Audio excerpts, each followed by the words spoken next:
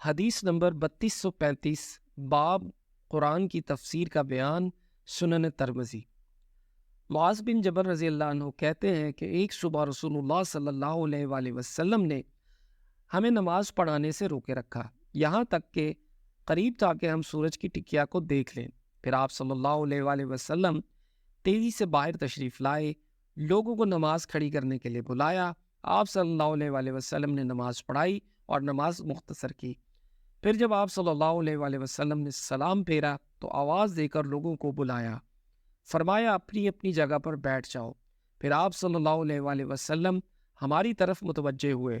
آپ صلی اللہ علیہ وآلہ وسلم نے فرمایا میں آپ حضرات کو بتاؤں گا کہ فجر میں بر وقت مجھے تم لوگوں کے پاس مسجد میں پہنچنے سے کس چیز نے روک لیا؟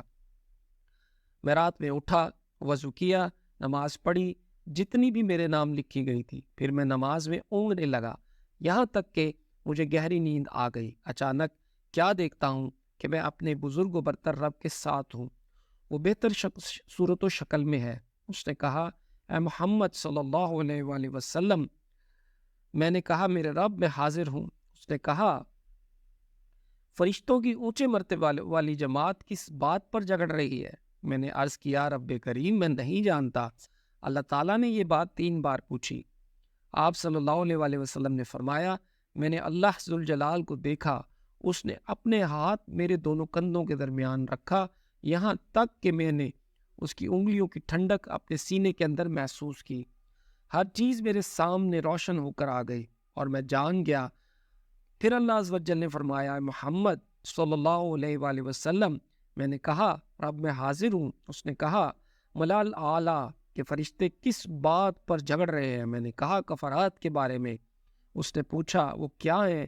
میں نے کہا نماز باجماعت کے لیے پیروں سے چل کر جانا، نماز کے بعد مسجد میں بیٹھ کر رہنا، ناگواری کے وقت بھی مکمل وضو کرنا۔ اس نے پوچھا پھر کس چیز کے بارے میں بحث کر رہے ہیں؟ میں نے کہا کھانا کھلانے کے بارے میں، نرم بات چیت میں، جب لوگ سو رہے ہوں اس وقت اٹھ کر نماز پڑھنے کے بارے میں۔ رب کریم نے فرمایا مانگو۔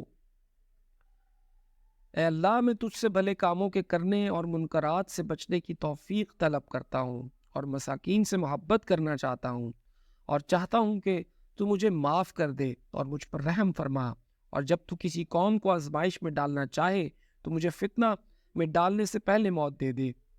میں تجھ سے اور اس شخص سے جو تجھ سے محبت کرتا ہو محبت کرنے کی توفیق طلب کرتا ہوں، اور تجھ سے ایسے کام کرنے کی توفیق چاہتا ہوں جو کام تیری محبت کے حصول کا سبب بنے۔